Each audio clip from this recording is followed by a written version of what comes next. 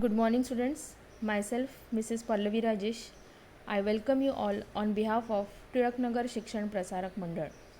Today, we are going to study chapter number 4, that is issue of debentures. In that, we will study provisions relating to issue of debentures given by the Companies Act 2013. But before starting with the provisions, we will study the meaning of the term debenture. Debentures are one of the principal sources of raising borrowed capital to meet the long term and medium term financial needs. Over the years, debentures have occupied a significant position in the financial structure of the company. It means the term debenture is very important as far as borrowed capital is concerned. It has occupied an significant position in the overall structure of the companies. It also says that the term debenture has come from the Latin word debere, which means to owe, that is, the company is supposed to repay back the amount of capital and interest to the concerned debenture holder. Now let us see what is the definition of the term debenture given by TOEFM. A debenture is a document given by a company as evidence of debt to the holder, usually arising out of loan and most commonly secured by charge. So, the definition says that it is a document given by a company to the specific debenture holder. It is a loan amount which is to be repaid back after a certain period, and it is secured by the assets of your company. Now, let us proceed with the actual content of today's lecture, that is the provisions for the issue of debentures as per the Companies Act 2013. Now, what is Companies Act? It is the act which is passed by the Parliament to incorporate a company for the overall functioning of your company. Then various rules regarding dissolution of the company will be given in the act, as well as what will be the appointment of your directors, your auditors, etc. All these things will be covered in your Companies Act 2013. So it is the responsibility of each and every company that they have to follow all these provisions given under the act. Now let us start with the first point, that is no voting right. The Companies Act 2013 specifies that a company cannot issue debentures which carry voting rights. Debenture holders provide loan to the company and they are creditors of your company. So, they do not enjoy voting rights. While your equity shareholders are the owners of the company, so they have the voting rights. But the debenture holders can vote on such matters which affects their interest, that is, on those topics which are directly related to them. Now let us move forward to the second point, that is types of debentures. The company issues secured and unsecured debentures. As discussed earlier, company can issue secured debenture. The asset of the company is secured against the debentures, while unsecured debentures do not carry any particular charge. So, we can say that debentures are safe for investment. Why? Because they are secured against the assets of the company. Then debentures can also be issued as convertible debentures, your partly convertible and non-convertible debentures. Now fully convertible debentures are those which can be easily converted into equity shares at the time of maturity, while partly convertible debentures are those wherein certain portion of debentures are converted into equity shares while the remaining amount or the remaining capital is kept in the debenture itself. Further, the company cannot issue non-convertible debentures, but in that case they have to pass a special resolution in the general meeting of the shareholders. Lastly, Companies Act 2013 also specifies that all the debentures must be redeemed at a particular date. It clearly indicates that the company is restricted to repay back the amount of capital on the specific date, so company cannot issue irredeemable debentures. Now let us move forward to the third point, that is payment of interest and redemption. Debentures being debt capital, that is, it is to be repaid back at the time of maturity. The company cannot keep the amount of capital and interest throughout the lifetime. It is to be repaid after a specific period.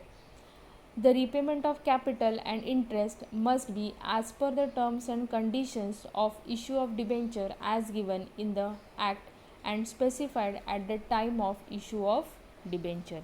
So, it is compulsory on the part of the company that they have to repay back the amount of interest and amount of your capital to the debenture holder.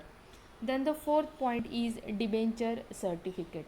Now, what is debenture certificate? It is a document which specifies that the company has taken loan from the debenture holder and they have to repay back the amount of loan to the debenture holder.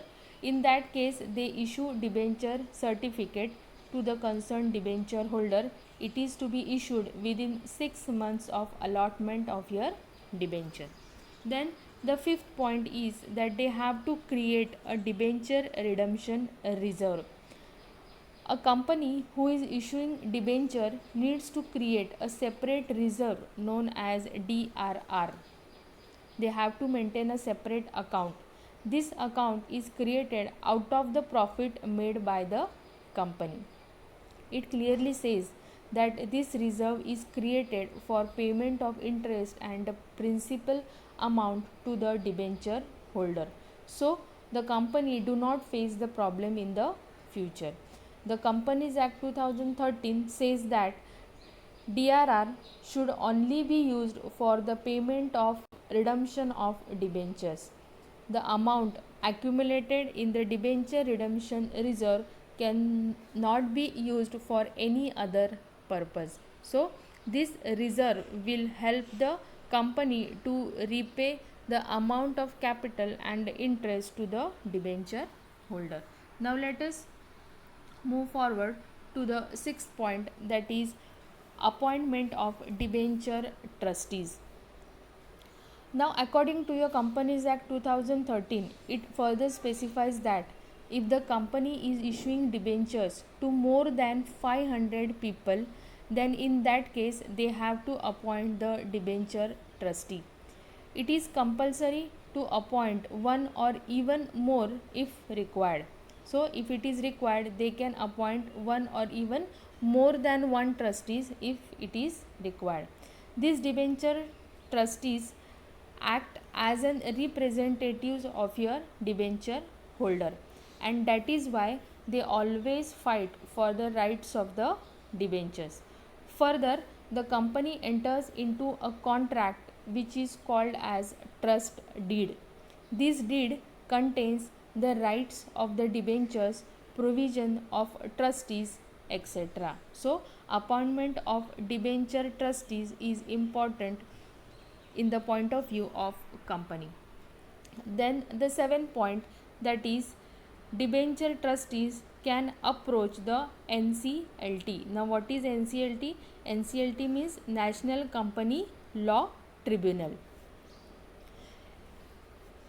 If the company fails to pay back the principal amount and interest, then the debenture trustees can approach to the NCLT. Then NCLT will look into the matter. They will collect the necessary information, will contact with the defaulting company to repay back the principal amount and interest. So, if in certain situations, if the company is not repaying back the amount of capital and interest to the debenture holder, then the as an representative, the debenture trustees can approach the NCLT. Then 8 point, impose restrictions. When the debenture trustees feel that the assets of the company are insufficient to redeem the principal amount of debenture, then the trustees may approach the National Company Law Tribunal as per the Act. The NCLT, after looking into the matters, directs the company to restrict their further liabilities so that the interest of the debenture holders is protected. So they can impose restrictions on the company. Then the ninth point is punishment for contravention of the provisions of the Companies Act 2013. The term contravention means going against the law. If a joint stock company fails to comply with the provisions of the Companies Act, then in such case the company and the officers will have to pay the fine or punishment or even both as prescribed in the Act. So we have completed with all the points relating to the issue of debentures as per the Companies Act 2013. The remaining points we will continue in the next lecture. Then thank you all, dear students.